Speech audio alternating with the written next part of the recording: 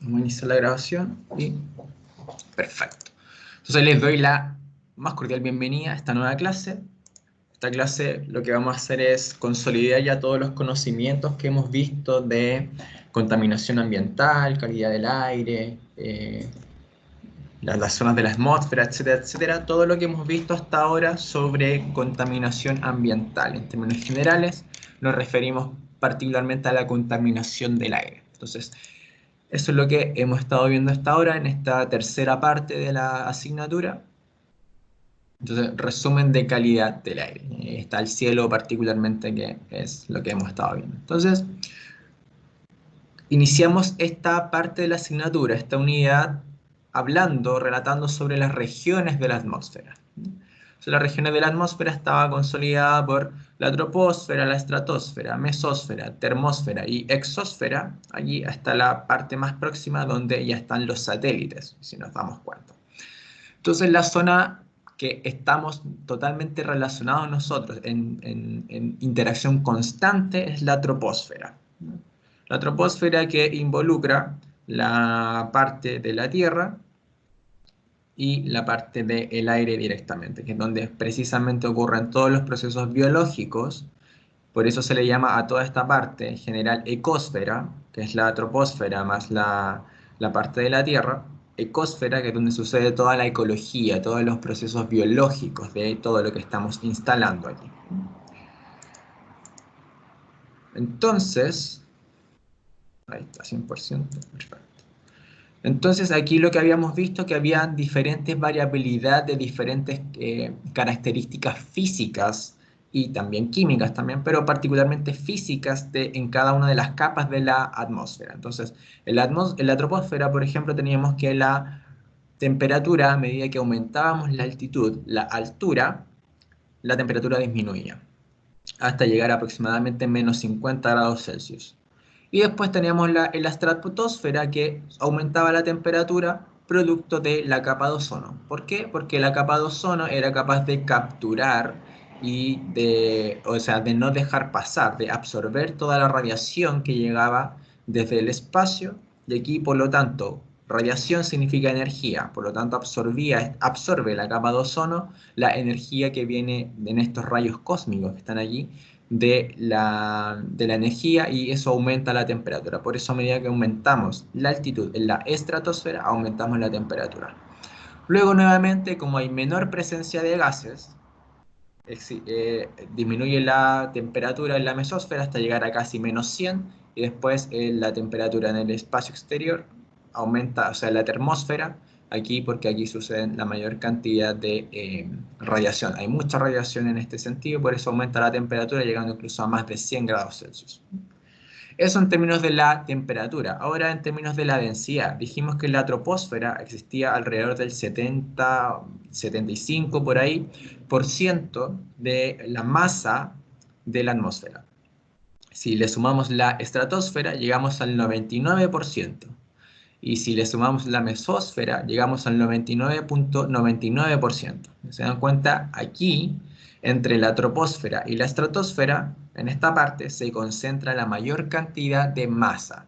Por lo tanto, existe aquí una mayor densidad una mayor densidad efectivamente de la atmósfera, entre la troposfera y la estratosfera. Ahora, evidentemente existe más en la troposfera, porque aquí, por efecto de todas estas densidades y la mayor carga másica de los gases, se da efectivamente todos los fenómenos climáticos y de tiempo que hemos estado evaluando hasta ahora. Eso en términos de la masa. Y eso también tiene un efecto en la presión que existe aquí. Entonces, a medida que aumentamos la altura, la presión va disminuyendo porque hay menor cantidad de gases. Como estaba la mayor cantidad de gases aquí, si pasamos a la estratosfera, donde vuelan los aviones comerciales, aproximadamente, podemos ver efectivamente que la presión está disminuyendo. Y si nos alejamos aún más de la Tierra, llegando casi al espacio exterior, estamos efectivamente con una presión mucho más reducida. Por eso efectivamente en las montañas, por ejemplo aquí la montaña más alta sería aquí el Everest, por ejemplo a 8.000, más de 8.000 metros de altura, la presión que se siente es mucho menor que la presión a nivel del mar, porque tienen menos peso de atmósfera simplemente, hay menor cantidad de gases.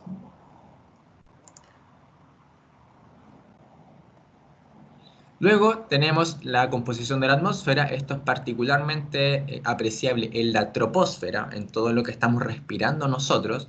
Y esta es la composición química. La composición química efectivamente tiene mayor cantidad de nitrógeno, una menor cantidad de oxígeno, que es finalmente lo que nos alimentamos nosotros. El oxígeno nos sirve para realizar todos nuestros procesos oxidativos, metabólicos dentro de nuestro organismo, y tiene una menor concentración de dióxido de carbono y de argón. Y además de otros compuestos que puede ser vapor de agua, óxidos de nitrógeno, etcétera, etcétera. Sin embargo, estos cuatro elementos son los que están en mayor proporción dentro de todo esto, dentro de la troposfera, del aire que respiramos finalmente. Entonces el aire es mayoría nitrógeno y menor cantidad oxígeno. Y la relación que se establece entre todos estos Profe, elementos y compuestos, dígame, es que me quedé pensando con lo que había dicho anteriormente, que ¿ya? uno generalmente cuando sube cerros muy altos, arriba de 3.000 metros, no sé, ¿Mm? se le hinchan las manos y eso igual es por la alta presión, po, o es a donde hay menos cantidad de oxígeno y a nosotros nos sube la presión. Efectivamente, la presión, como hay menor presión afuera, lo que hace el organismo para compensar la presión es aumentar la presión. Entonces, como se aumenta la presión del organismo, la presión sanguínea, se te tapan los oídos. ¿Sí? Eso es lo que pasa. Entonces, como hay menor presión, el organismo naturalmente busca compensar esa disminución de presión que hay en el exterior del cuerpo, aumentando la presión del mismo organismo. Y eso hace que a uno se le tapen los oídos, por ejemplo, que no pueda escuchar. Y bueno, si es un cambio brusco de presión, si subes muy rápidamente, te cansas más rápido y también se produce este fenómeno de apunación, que te apunas, que básicamente te comienzas a marear, te comienzas a sentir mal, te empieza a doler la cabeza, el estómago, simplemente por estos cambios de presión que suceden, ¿no? Es una compensación de presión simplemente. Ah, ya, gracias. Genial. Entonces, claro, eso con relación con la presión. Y esto es efectivamente porque a mayor altura hay menor concentración de gases. Y si hay menor concentración de gases, también hay menor concentración de oxígeno, ¿no? Y si hay menor concentración de oxígeno, en términos generales, en términos globales, esta composición se sigue manteniendo, 21% de oxígeno, pero hay menor cantidad de oxígeno arriba. Y eso evidentemente te produce los mareos. Y se agrava con esta compensación de presión que aumenta la presión. Por lo tanto, si aumenta la presión, estamos lanzando mayor cantidad de sangre a las diferentes partes del cuerpo y eso hace que el oxígeno se gaste más rápido. Si se gasta más rápido y hay menor cantidad de oxígeno, vienen los mareos, vienen los dolores de cabeza y ese tipo de cosas. Por eso, por ejemplo, en el norte de Chile o ya en la parte más de Bolivia, que viven en altura, están alrededor de 2.000, entre 2.000 y 3.000 metros de altura aproximadamente, la gente consume ciertas hierbas, ciertas cosas que les puede ayudar a no sentir este malestar y adaptar más lentamente al organismo a este cambio de presión y a este cambio de composición de oxígeno. Entonces, efectivamente, es lo que hacen, por ejemplo, los jugadores cuando está la Copa América, los jugadores de fútbol, Copa América, todo ese tipo de cosas cuando van a jugar a Bolivia. Cuando van a jugar a Bolivia tienen que acondicionarse a la altura porque efectivamente hay menor presión y menor cantidad de oxígeno. Y eso hace que sufras descompensaciones. Y eso requiere un periodo de adaptación del cuerpo humano. Entonces, efectivamente, dentro de todo esto, habíamos visto en la parte del agua, el ciclo del agua, el ciclo hidrológico. Sin embargo, no solo tiene que ver con el agua, sino que tiene que ver también con la variación que sucede dentro de la misma atmósfera, porque efectivamente el agua que está en la superficie se va evaporando por efecto del calor simplemente Y todo esto llega a parar a la atmósfera, llega a parar como vapor de agua a la atmósfera que se generan las nubes, básicamente, y cuando estas nubes se condensan se genera la precipitación o si no la directa la precipitación en forma de agua o precipitación en forma de nieve. Y eso nuevamente vuelve a las montañas, vuelve a las casas y después vuelve a los ríos, a las napas subterráneas y eso va a parar al mar. Y el mar nuevamente se evapora. También hay cierta transpiración en el mismo suelo, en la misma parte continental. Entonces, efectivamente, dentro del ciclo hidrológico tenemos un componente de suelo, donde está afirmada el agua fundamentalmente, pero también un componente de la atmósfera. Por lo tanto, la atmósfera es una parte fundamental dentro del ciclo hidrológico. Y sabemos que el ciclo hidrológico es una parte esencial del ecosistema, de los ecosistemas, del ciclo de la vida fundamentalmente. Porque finalmente es parte, el agua es un ecosistema por sí mismo donde viven y conviven una cantidad bastante importante de organismos, ¿no? Distintas especies, de los cuales se alimentan diferentes especies también que están en el suelo. Los osos, por ejemplo, los mismos seres humanos que tienen su base alimentaria dentro de los peces, etcétera, etcétera. Entonces, la atmósfera es parte esencial también del ciclo de la vida, no solo por el oxígeno que nos entregan, sino porque es capaz de admitir el agua en su forma gaseosa y después precipitarla por los cambios de temperatura. Entonces, todos estos fenómenos hidrológicos dan y toda la fenomenología que hemos visto, los cambios de presión, todo ese tipo de cosas, diferentes características en diferentes partes del mundo, en diferentes partes del planeta. Y eso da resultado a los fenómenos de tiempo y clima. Tiempo habíamos mencionado que es el conjunto de todas estas características atmosféricas y del agua, del ciclo hidrológico, para un lugar determinado en un momento determinado. ¿Ya? Eso quiere decir que eso a corto plazo es hoy día, el tiempo de hoy día, los grados de temperatura, la humedad relativa del aire, todo eso es el tiempo. Y luego está el clima, que es el tiempo medio de ese lugar a largo plazo, es decir, el tiempo promedio de una semana, de un mes, de un año, todo esto a largo plazo, a 30 años como mínimo. Y eso define el clima, que son todas las condiciones atmosféricas. Incluye todas las estaciones que suceden en un año, todas las extremas, es decir, puntos de sequía, puntos de huracanes, lluvias prolongadas, etcétera, etcétera. Todo eso genera el clima, que es básicamente la consecución a largo plazo del tiempo particular para un lugar específico. De aquí tenemos el efecto de los gases que habíamos mencionado, particularmente del dióxido de carbono y del vapor de agua, que tienen el efecto invernadero. Este es el llamado efecto invernadero, que es bastante saludable, habíamos mencionado, para la Tierra, porque estos gases son capaces de capturar la radiación que se refleja en el suelo, en el mar, qué sé yo, por ejemplo, son capaces de capturarla y de devolver cierta parte a la Tierra. De esa manera mantienen constante la temperatura. Si no existieran estos gases, habíamos mencionado, la temperatura media de la Tierra sería de aproximadamente menos 18 grados Celsius. Menos 18 grados Celsius. Pero como tenemos esta capa protectora de gases de efecto invernadero, nuestra temperatura promedio es de aproximadamente 15 grados Celsius. 15 grados Celsius. Por lo tanto, son más de 30 grados Celsius de diferencia simplemente por estos gases que generan esta capa de efecto invernadero. ¿Cuál es el problema subyacente de todo esto? Es que en los últimos años, el último periodo de la historia humana, los últimos 100 años podríamos decir, se han estado acumulando grandes cantidades de dióxido de carbono. ¿No? Dióxido de carbono que efectivamente en mayores concentraciones genera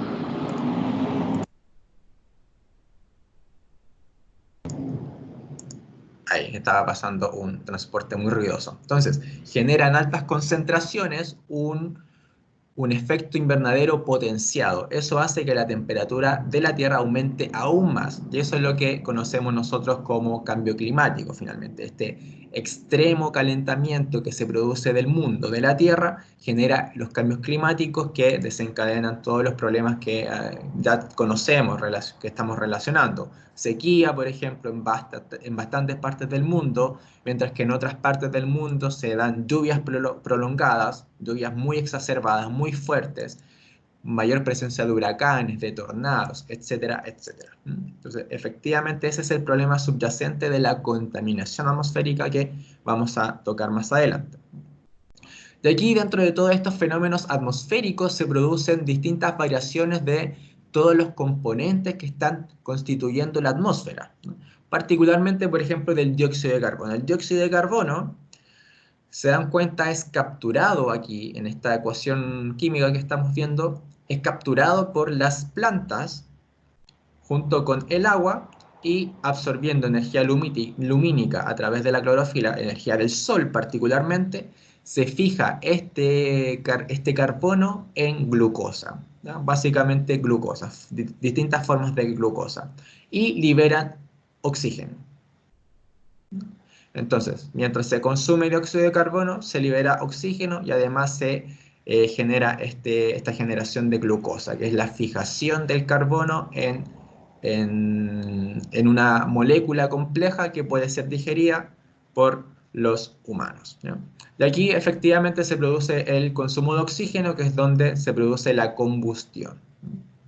La combustión entonces lo que genera es, se consume oxígeno para generar dióxido de carbono y también la parte del hidrógeno del mismo compuesto carbonado se usa para generar agua. Entonces tenemos una generación de dióxido de carbono y de agua, con el consumo de oxígeno en términos generales. Eso es lo que está pasando. Entonces, se produce oxígeno, se consume dióxido de carbono y se produce oxígeno, y además se consume oxígeno y se produce dióxido de carbono. Esto es un ciclo natural, ¿no? Mientras las plantas van consumiendo dióxido de carbono y generando oxígeno, los animales van consumiendo oxígeno y generando dióxido de carbono. Este es un ciclo natural, ¿no? Que efectivamente se da aquí de esta manera, como les mencioné, que ha sido exacerbada la producción de dióxido de carbono por la combustión. Hay combustión que se produce naturalmente, que es una oxidación, ¿no? Pero junto con el crecimiento industrial, el ser humano ha exacerbado esta combustión de forma artificial, de forma antropogénica, ¿no? Para producir energía. De ahí están todos los materiales, todos los combustibles fósiles, el petróleo, la leña, el carbón, todo eso, petróleo y carbón, combustibles fósiles o combustibles más naturales, que es la leña, por ejemplo, que es básicamente una quema. Estamos quemando, estamos haciendo una combustión de esta materia basada en carbono, que es el carbón, el petróleo, la leña, y estamos consumiendo el oxígeno de la atmósfera para producir energía y dióxido de carbono. Entonces, aquí está el meollo del asunto. Toda esta exacerbación producto del influjo industrial ha causado efectivamente la producción de mayor cantidad de dióxido de carbono que es liberado al oxígeno, y eso va a parar a esta capa de efecto invernadero, potenciando el efecto invernadero, aumentando el calentamiento global, y de esa manera se potencia el cambio climático. Y aquí está el ciclo en términos de un diagrama de flujo. Entonces, en la atmósfera existe naturalmente dióxido de carbono que se fija por los vegetales y se genera estas glucosas, estas moléculas que pueden ser fijadas también por los animales. Animales herbívoros que mediante la respiración consumen oxígeno y liberan dióxido de carbono, o si no, son consumidos por los animales carnívoros que con este consumo generan dióxido de carbono y consumen oxígeno también. Pero también está la otra parte antropogénica, que es la quema, carbón, petróleo, gas, madera, por mediante la combustión, donde se consume oxígeno y se genera dióxido de carbono. Entonces aquí están todos los ciclos, el ciclo natural por la izquierda y el ciclo por la derecha, antropogénico de todo este ciclo, en términos del dióxido de carbono y del oxígeno, ¿no? Mientras se genera oxígeno, se consume dióxido. Mientras se genera dióxido de carbono, se consume oxígeno, y también al revés. Mientras se genera oxígeno, acá se consume dióxido de carbono. Esa es la parte del ciclo de carbono. Pero también tenemos el otro componente recordemos, de la atmósfera era nitrógeno, oxígeno y dióxido de carbono y oxígeno siguen su ciclo. De aquí también tenemos el consumo de nitrógeno, que también se adecúa con el oxígeno. Entonces tenemos la fijación del nitrógeno atmosférico N2 mediante las enzimas catalíticas de ciertos elementos, de ciertas bacterias, digo, que fijan este oxígeno a través de una reacción química que sucede en esta enzima que produce naturalmente esta bacteria, nitrogenasa, enzima nitrogenasa se llama, y lo fijan en términos de amonio, NH4+. Y eso es consumido por las plantas, y las plantas, para generar su energía, lo que necesitan es efectivamente desarmar esto y luego llega a parar nuevamente al ambiente, y del ambiente llega a parar nuevamente a la bacteria. Y así tenemos el ciclo del nitrógeno, que está puesto de esta manera. Entonces existe una fijación del nitrógeno, una deposición física o si no una fijación por las bacterias. Las bacterias generan esta amonificación, que es generar este ion amonio. También se produce por la descomposición de los animales que van muriendo y van generando nitrificación. Este es el proceso de nitrificación, ¿no? Y esta nitrificación produce que las plantas, los árboles puedan capturar el nitrógeno que se está generando aquí o que está presente aquí mediante la asimilación y luego liberan el nitrógeno al ambiente, que es la desnitrificación. Y luego nuevamente vuelve el ciclo. Se fija y se libera, se fija y se libera nuevamente. De allí también tiene participación el oxígeno porque, si se dan cuenta, se forman nitratos, NO2 y NO3, que finalmente son los materiales o los compuestos que pueden ser asimilados por las plantas y los árboles, etcétera, por los vegetales en términos generales. Entonces aquí tenemos el ciclo que también incluye el nitrógeno y el oxígeno, producto de este efecto por las bacterias que son capaces de fijar el nitrógeno molecular, N2.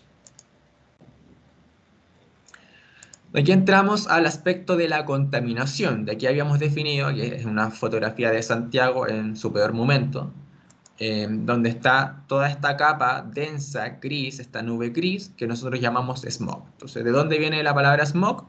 Es una combinación entre humo y niebla, es decir, smoke en inglés y fog, niebla en inglés también, ¿no? Entonces, sumando la S más la M y la O más la G de estas palabras se forma la palabra smog, ¿no? Que finalmente la forma en que nosotros nos referimos, allí smog, a esta densa nube gris que cubre Santiago en invierno, ¿no? En realidad lo cubre todo el año, pero lo apreciamos más en invierno, que es precisamente donde se generan los mayores episodios de contaminación ambiental. Y existen dos tipos de smog. El fotoquímico, que se produce por los compuestos de óxido de nitrógeno, y el tipo Londres, que es el que tenemos nosotros generalmente aquí en Chile, ¿no? El fotoquímico se puede determinar inmediatamente, visualmente, porque es café, es medio anaranjado, amarillento incluso, y el tipo Londres es esta típica nube de humo gris que nosotros vemos acá, ¿no? Esta nube gris es el smog tipo Londres, que sucede generalmente en zonas de cuenca, como Santiago. Entonces, ¿qué produce finalmente este smog? Tenemos diferentes fuentes móviles, estacionarias, que habíamos hablado, que generan este smog, que generan diferentes tipos de contaminantes. También tenemos las fuentes naturales.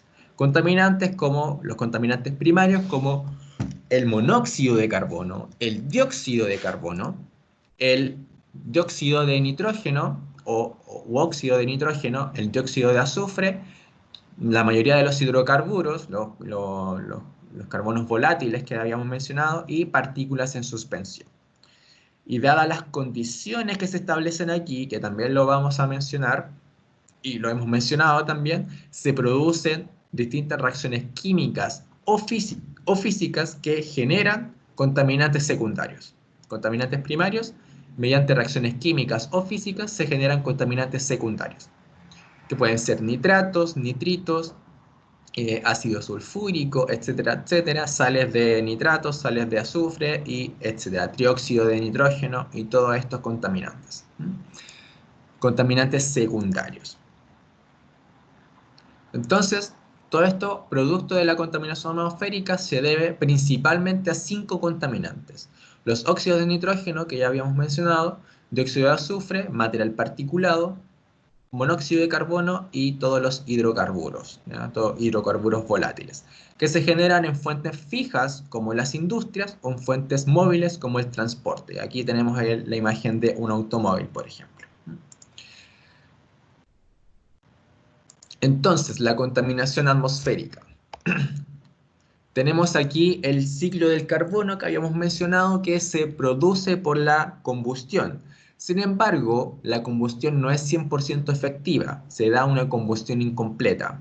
La combustión completa es que se genera dióxido de carbono, pero la combustión incompleta, que se quema parcialmente, este elemento de carbono genera monóxido de carbono.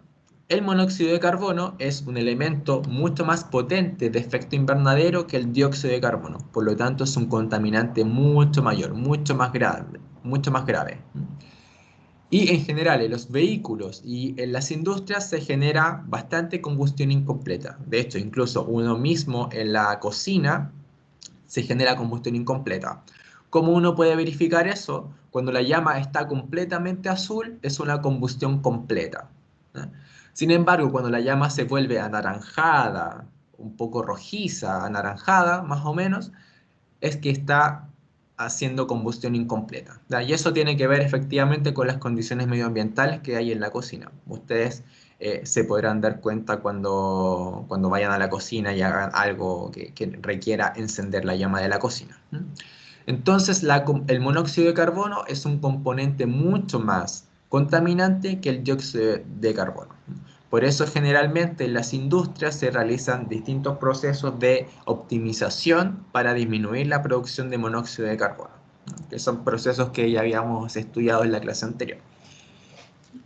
¿Y cuál es el problema del monóxido de carbono en la salud? Que el monóxido de carbono lo que genera es que se adhiere más fácilmente a la hemoglobina, HB, que se da precisamente en estos enlaces, en estos electrones libres que tiene el fierro. Entonces, el oxígeno se adhiere al fierro naturalmente, pero si hay presencia de monóxido de carbono, el monóxido de carbono se adhiere más fácilmente al fierro que el oxígeno. ¿Por qué? Porque simplemente por una traslación química, por una afinidad química. Son mucho más afines el monóxido de carbono al fierro que el oxígeno al fierro. Por lo tanto, la hemoglobina, que es la encargada de transportar el oxígeno en la sangre a las distintas partes del cuerpo por el torrente sanguíneo, si lleva monóxido de carbono en vez de oxígeno, lo que está pasando es que el monóxido de carbono no es capaz de ser asimilado por el cuerpo humano. Por lo tanto, hay una falta de oxígeno en la sangre. Y esa falta de oxígeno en la sangre desencadena diferentes episodios que pueden ir desde mareos hasta la muerte si se agrava, ¿no? Por eso en los incendios, cuando la gente queda encerrada en incendios, es lamentable de hecho, la gente en vez de morir quemada, muere intoxicada, ¿no? En general, muere intoxicada porque finalmente se ahogan dentro de todo esto por la falta de oxígeno. No son capaces de respirar oxígeno porque están respirando monóxido de carbono y eso desencadena la muerte finalmente. En un ambiente mucho más exacerbado como puede ser un incendio totalmente contaminado. Eso para el monóxido de carbono. El dióxido de azufre habíamos mencionado que se genera por la combustión del azufre en diferentes industrias, que se da mayormente en las industrias, esto es un contaminante totalmente industrial, produciendo dióxido de azufre. Entonces, el dióxido de azufre, ¿qué es lo que pasa? Que sigue reaccionando, este es el contaminante primario. Sin embargo, dentro de la atmósfera sigue reaccionando con oxígeno para formar trióxido de azufre, SO3, y este contaminante secundario reacciona nuevamente con el vapor de agua que hay en el ambiente, que hay en la atmósfera, para formar ácido sulfúrico. Y ese ácido sulfúrico es el que nosotros vemos cuando llueve, se genera la lluvia ácida, que está compuesto de ácido sulfúrico y ácido nítrico, que está disuelto en las gotitas de lluvia o de nieve que caen, y eso produce, en términos medioambientales, la generación de la acidificación de los lagos, ¿ya? Básicamente, sabemos, ácido sulfúrico y ácido nítrico efectivamente son ácidos, por lo tanto, tienen un pH muy bajo, y eso hace que se genere una contaminación de los lagos, de los ríos y del mar también. No solo afecta mayormente a los lagos por las razones que ya habíamos visto, que no tienen refresco de agua los lagos, ni tampoco de oxígeno, y eso genera una disminución del pH de los lagos. Sin embargo, además produce daños en la arquitectura. ¿De qué forma da daños en la arquitectura? En la parte de los edificios, en los monumentos, etcétera, porque este ácido sulfúrico que está cayendo, ácido sulfúrico o ácido nitroso, ácido nítrico digo, reacciona, por ejemplo, con las sales de calcio, ¿verdad? Que están hechos en los monumentos. Todas las estatuas que nosotros vemos que son blancas, el mármol, por ejemplo, todo eso tiene calcio y reacciona la parte ácida, el hidrógeno, con el calcio para generar dióxido de carbono y calcio que está disuelto en el agua. Y eso después va generando corrosión en los monumentos. Lo mismo pasa con las con los monumentos de fierro, con las rejas, del exterior de las casas, de los edificios, etcétera, etcétera. También es capaz de corroer este ácido el fierro, generando un fierro que está corroído, que finalmente es lo que se genera este fierro o estas rejas que pueden estar corroídas, que se ponen de un color café, porque finalmente tienen el efecto de la corrosión exacerbada por el ácido, que además reacciona con el oxígeno, entonces consume también oxígeno, también es un método de contaminación. Ese es el desencadenante que produce el dióxido de azufre dentro de la atmósfera finalmente. Este es el riesgo contaminante. Y los compuestos orgánicos volátiles, que habíamos dicho, los más peligrosos es el formaldehído y el acetaldehído, que son también industriales propiamente tal, y los hidrocarburos aromáticos, que también son industriales, aunque también se pueden dar dentro de la casa. Hay diferentes elementos que tienen hidrocarburos aromáticos, por ejemplo, los insecticidas, todo esto del Lysol, todas esas cosas para desinfectar superficies o aromatizantes, tienen hidrocarburos aromáticos, ¿no? Que también pueden causar contaminación dentro de la casa, contaminación intradomiciliaria que se llama, ¿no? Pero en el ambiente, en términos generales, en toda la atmósfera, se generan en las industrias. Entonces, todos estos compuestos orgánicos volátiles generan problemas de salud dentro de las personas que generan problemas de irritación, ¿no?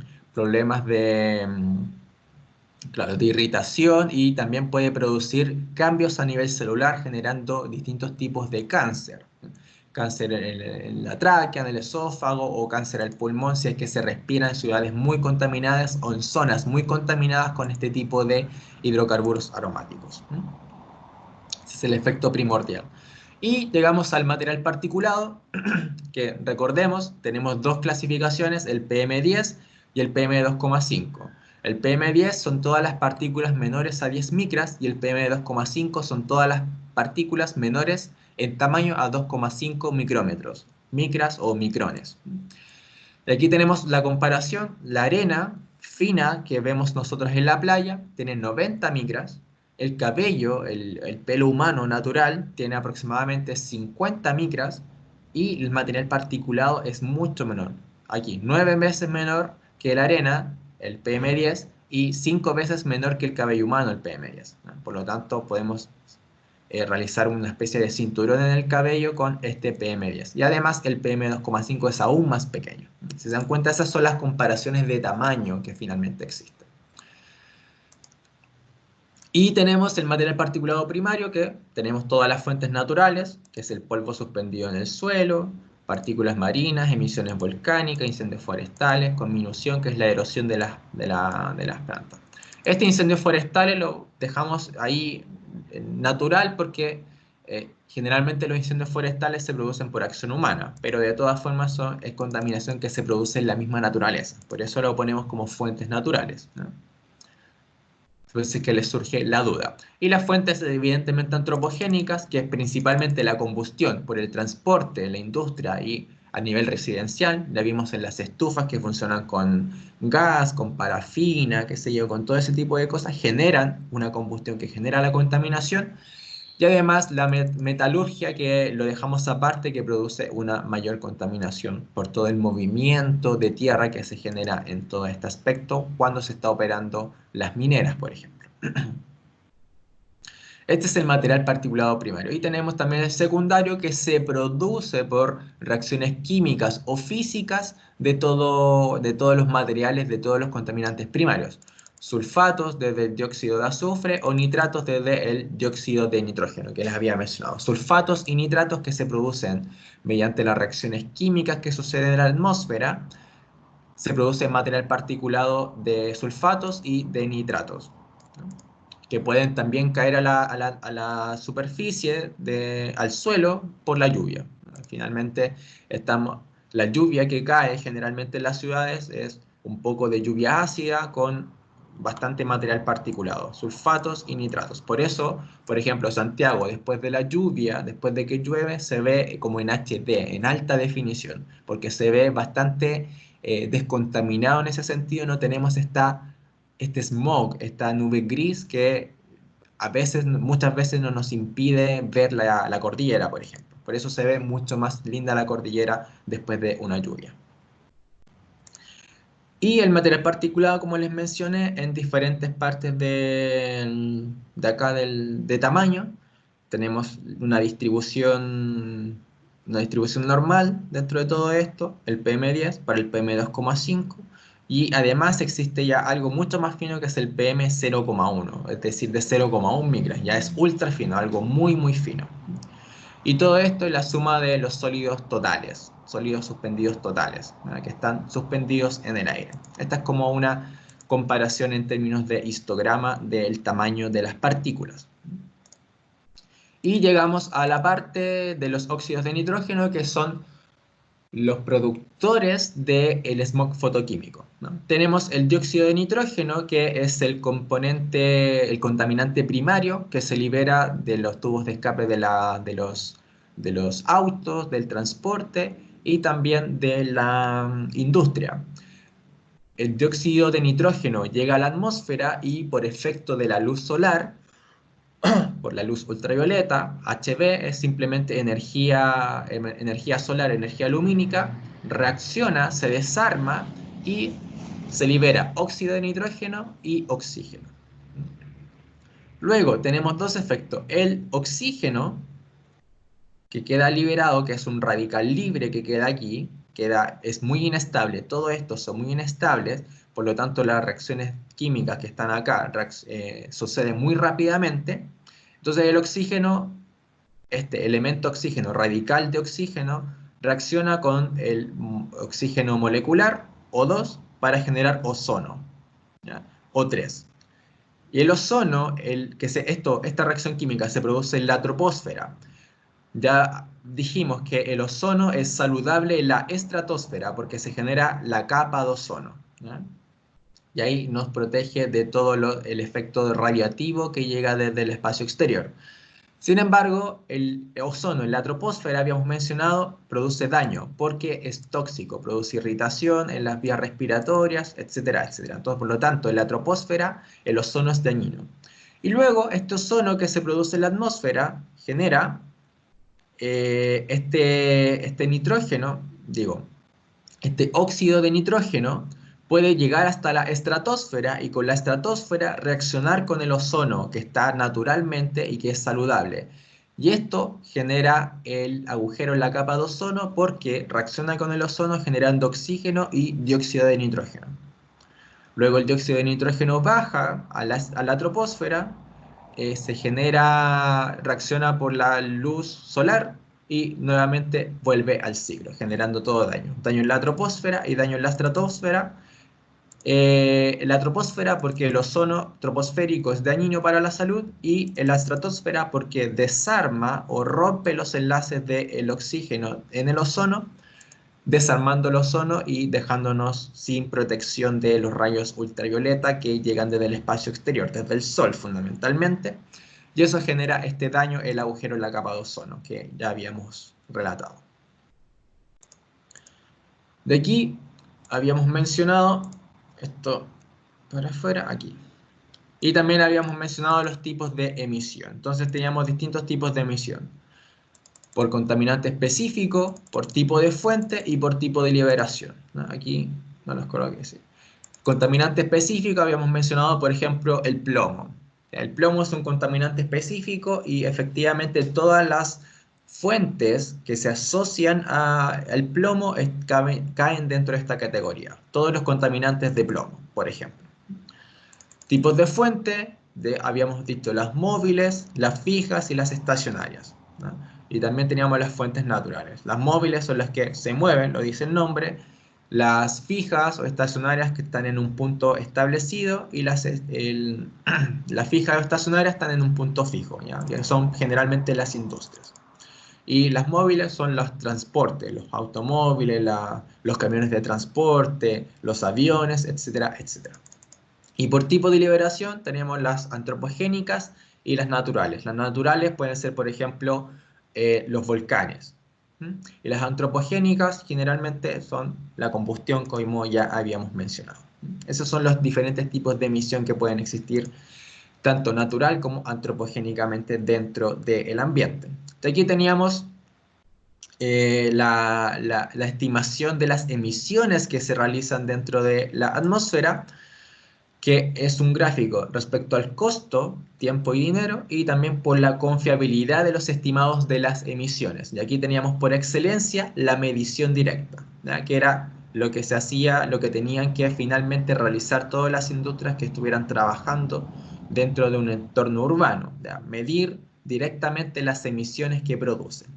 Pero además teníamos enfoques de modelamiento, ¿ya? Que es lo que se realiza cuando la empresa, qué sé yo, esta producción industrial está en una fase de proyecto, que esto es lo que generalmente se procesa o se presenta en el estudio, en la declaración o en el estudio de impacto ambiental para el Servicio de Estudio de Impacto Ambiental de Chile, de la República de Chile, que habíamos estudiado en la primera parte de la asignatura. Estos son modelamientos que se realizan por distintas bases y tienen un grado de confiabilidad relativo, ¿ya? Y son bastante baratos porque el proyecto todavía no está funcionando. Sin embargo, cuando el proyecto está funcionando, y esa fue una cuestión que relatamos ayer, cuando está funcionando, todo proyecto, toda industria tiene que medir, tiene que realizar una medición. Eso es lo confiable, eso es lo que debe demostrarle a la entidad respectiva de control una medición directa. Eso es lo que tienen que hacer. Esto es en fase de proyecto y esto es en fase cuando ya están funcionando. Cuando ya está funcionando, la empresa tiene que decirle al gobierno, esto con las instituciones respectivas de control de la calidad del aire, tiene que mostrarle esto, una medición directa de lo que está arrojando al medio ambiente. Si les surge alguna duda, me van deteniendo, ahí no se preocupen. Y llegamos a la parte de la regulación que habíamos mencionado. La regulación, efectivamente, en Chile está todo dentro del marco de la Ley 19.300 sobre bases generales del medio ambiente, que habíamos tocado en la primera parte del curso. Y además, para el aire existen normas primarias y normas secundarias. Las normas primarias estaban efectivamente relacionadas con la calidad del aire, con el control de la calidad del aire que afecta al ser humano, que afecta a la población directamente.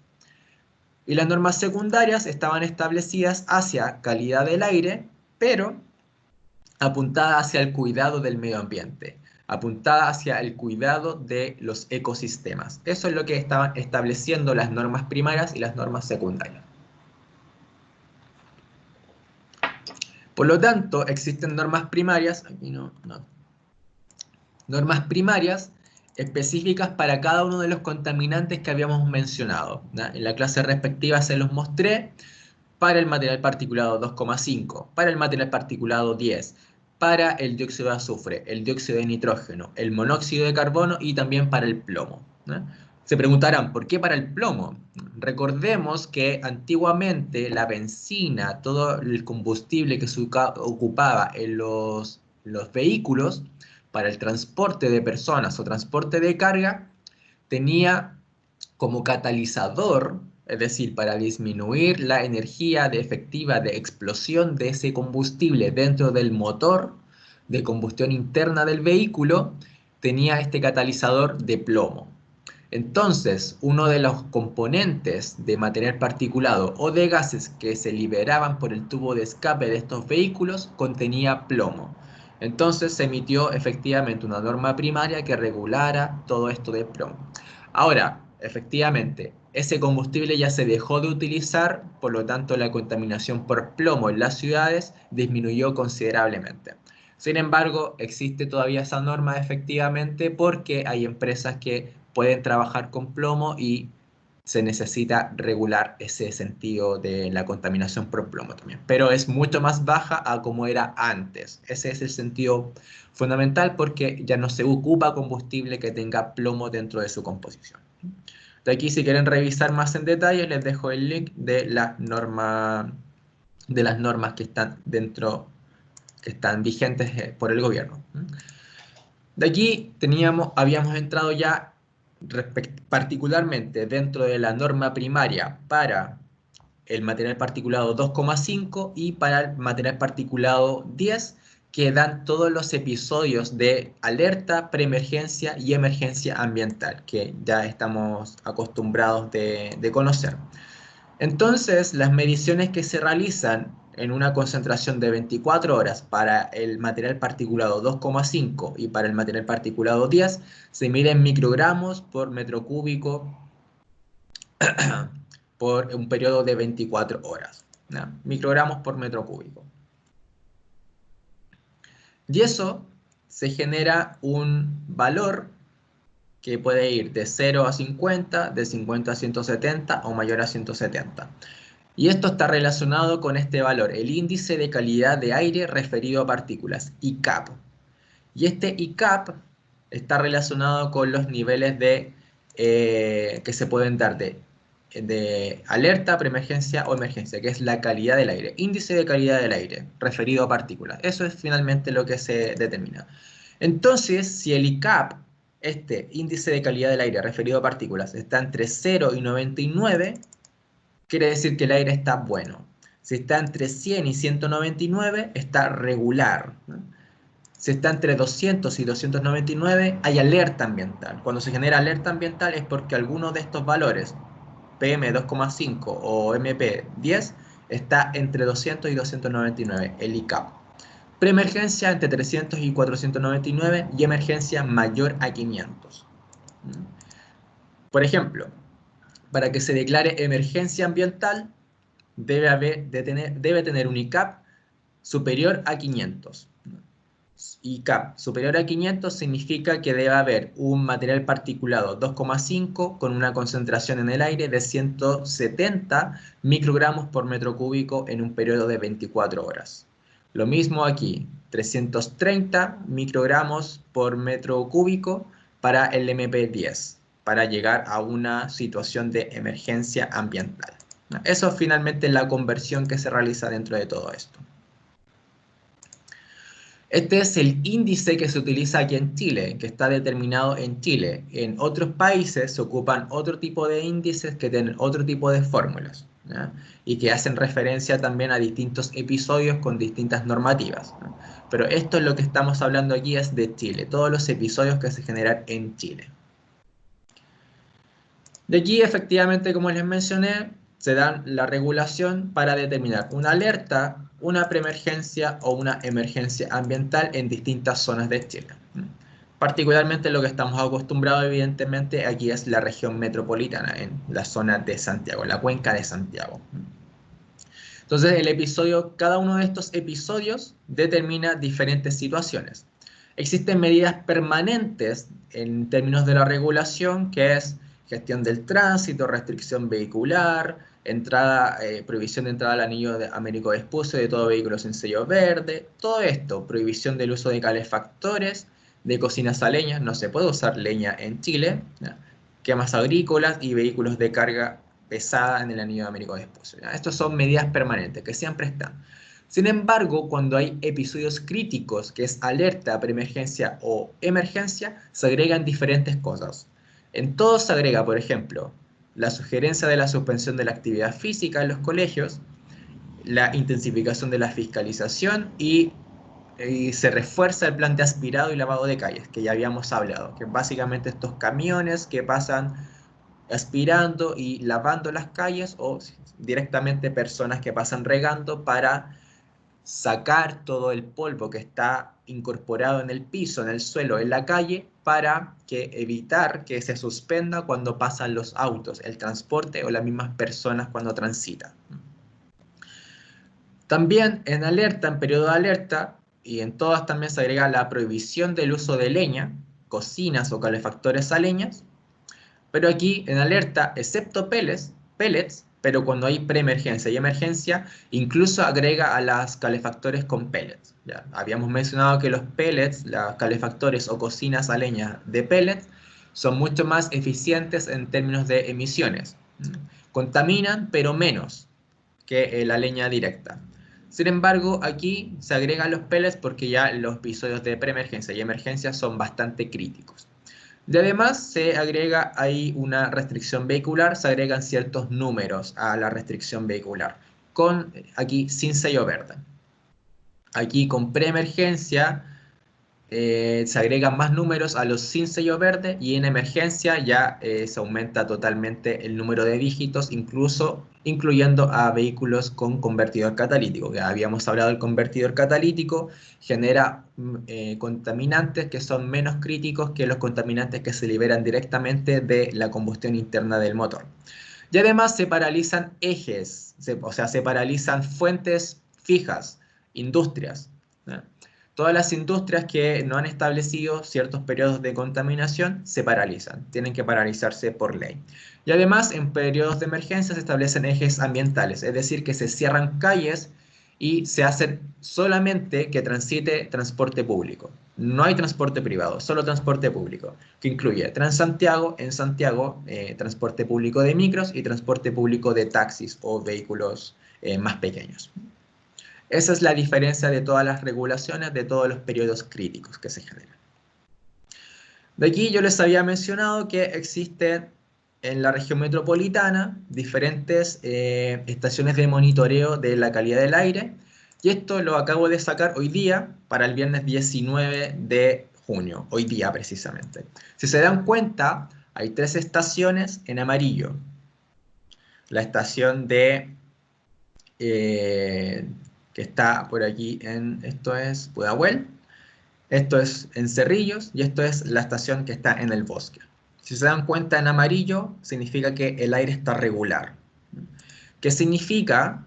Que, de aquí me metí también, dentro de la ficha, el material particulado 2,5, si entramos por ejemplo en la estación de Cerro Navia, que está aquí, esto era Cerro Navia, el MP2,5, la media móvil que habíamos mencionado, tiene una concentración de 51 microgramos por metro cúbico, ¿ya? Eso significa que tiene un ICAP superior a 100, que es la tabla que habíamos mencionado. Recordemos, 51 microgramos por metro cúbico, si vamos retrocediendo, está superior a 51 microgramos, tiene un ICAP mayor a 100. ¿Qué significa ICAP mayor a 100? Es decir, que tiene regular, el aire regular, entre 100 y 199 es regular. Volvemos a la ficha, Cerro Navia, aquí también nos indica ICAP 103. También nos indica el MP10, que está bueno, que tiene un ICAP 78. Todavía no llega a la situación de regular, sino que está bueno. Dióxido de nitrógeno también se mide, 28,5 partes por billón en volumen. Se recuerdan que en una de las clases presenciales que alcanzamos a tener a inicios de semestre, les conté las partes por millón y partes por billón, aquí se mide. Dióxido de nitrógeno. Monóxido de carbono también mide 0,95 partes por millón, también está bueno.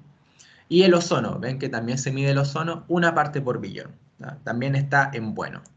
También me metí a la otra que estaba en amarillo, que era la del bosque, la estación del bosque. Entonces, la estación del bosque también tiene un MP 2,5 regular. 53 microgramos por metro cúbico, tiene un ICAP de 110.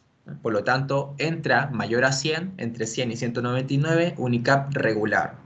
Por lo tanto, la calidad del aire está regular. Y aquí también se mide MP10, tiene un ICAP de 80, dióxido de azufre, 0,38, aquí se mide dióxido de azufre, dióxido de nitrógeno también, monóxido de carbono y ozono. ¿Ya? Todos estos están buenos. Si se dan cuenta, uno va a la página que yo les mostré, a la página que está aquí, van a la página si es que les interesa y se meten inmediatamente ahí, qué es lo que está pasando con la calidad del aire in situ en Santiago actualmente.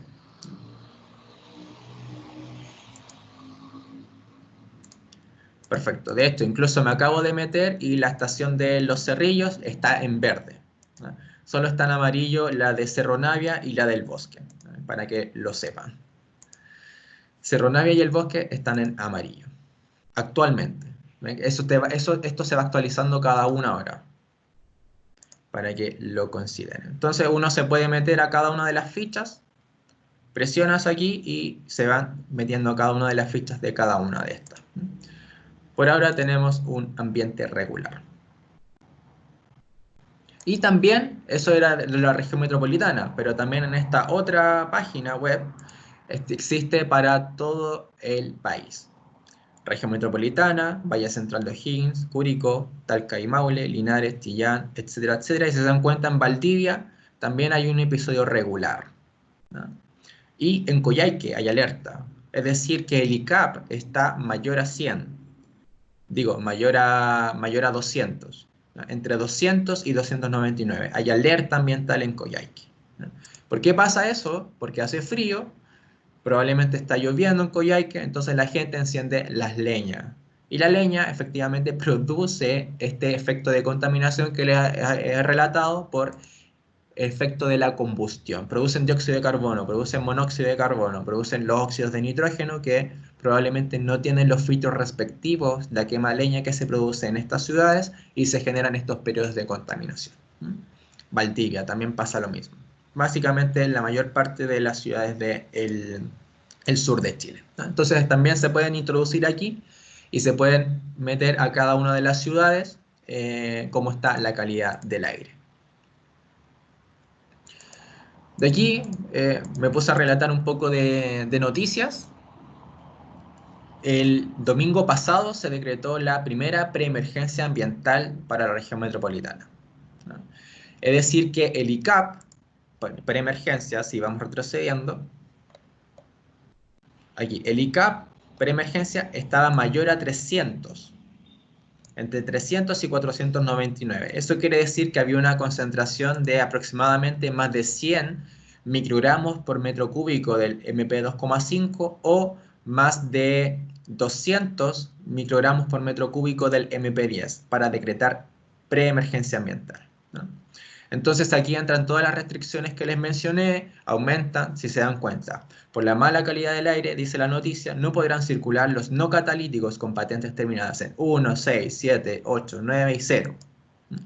Eso significa que se agrega mayor cantidad de dígitos con que terminan las patentes para restringir aún más el tránsito de los vehículos que no cuentan con un catalizador, ¿no? Que no cuentan con sello verde, ¿no? Entonces se agrega, aquí hay 6 números, si se dan cuenta, 6 números de 10. Por lo tanto, si seguimos agregando el episodio de emergencia, no pueden transitar los no catalíticos, ¿no? Esa es la idea fundamental. Y también me topé con una noticia de ayer que producto del uso de la leña y que aquí dice, la intendenta de la región metropolitana, el intendente dijo, estamos en medio de un virus que afecta el aparato respiratorio, exactamente el mismo que afecta a la contaminación ambiental, ¿no? Por lo tanto, a raíz de la contaminación ambiental que se genera y producto de que el virus, básicamente el coronavirus, que estamos en la pandemia actualmente, genera episodios mayores por la contaminación ambiental. Es lo que yo les mencionaba ayer. Y por eso mismo la entidad respectiva, la institución respectiva, está instalando drones para fiscalizar el uso de la leña, que se da en la zona oriente de la capital y también en la zona sur de la capital. Zona sur y zona oriente aproximadamente se da el mayor uso de este tipo de uso de leña, ¿no? Las chimeneas básicamente. Entonces van a comenzar a usar drones, que esto lo lo puse aquí como algo llamativo dentro de todo esto. Y aquí también les puse el plan de descontaminación de la región metropolitana, que son 8 medidas fundamentales dentro de un documento que pueden encontrar acá también, que establece diferentes medidas de control por parte del gobierno, por parte de la institución de control respectiva, para generar una descontaminación paulatina, progresiva de la región metropolitana. Entonces aquí tenemos control de emisiones asociadas a fuentes móviles, el transporte, asociada a las quemas agrícolas que les mencionaba, educación ambiental y gestión ambiental local, ahí, control de emisiones de fuentes fijas, control del levantamiento de polvo y generación de áreas verdes, que les mencioné, las áreas verdes son importantes también dentro de todo esto, gestión de episodios críticos de contaminación, regulación para el control de emisiones provenientes del uso de leña, pellets de maderas y otros derivados de la madera, que son todas las medidas que habíamos conversado anteriormente, y además compensación de emisiones. Se preguntarán qué es la compensación de emisiones, que esto es lo que suena como nuevo. Compensación de emisiones es cuando una industria, de forma voluntaria, quiere disminuir su contaminación ambiental, su emisión de contaminantes al aire, las quiere disminuir. Y eso establece cierta compensación por parte del gobierno a través de la venta de este delta hacia otra industria. Entonces se establece como venta de contaminación, podríamos decir. Yo contamino menos y otra industria dice, entonces yo te compro esa contaminación que tú no estás lanzando, ¿ya? Todas deben mantenerse dentro del episodio, o sea, dentro de las regulaciones críticas, ¿ya? De toda la normativa que está instalada. Pero si una empresa quiere aún así contaminar menos, puede vender esa contaminación a otra industria. Eso es lo que se establece el plan de compensación de emisiones. Todo dentro del marco de la normativa, efectivamente. Eso es algo que se da naturalmente dentro de la industria. Y ya para finalizar, aquí una compañera me había preguntado sobre el episodio de contaminación en Quintero Puchuncaví, que sucedió hace un par de años. Y efectivamente, aquí, donde dice, ¿cuál es el efecto primordial de todo esto? Que todas estas empresas se instalaron antes de que existiera la normativa medioambiental que genera esta declaración de impacto ambiental o este estudio de impacto ambiental. Se instalaron antes, por lo tanto no se sometieron a ningún estudio de impacto ambiental, a ninguna declaración de impacto ambiental. No tienen esta resolución de calificación ambiental que nosotros habíamos estudiado en la primera parte del curso.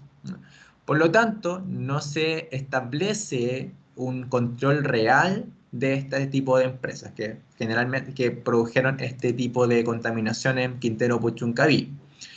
¿Y cuál fue el episodio de contaminación mayor de todo esto? Fue por el dióxido de azufre.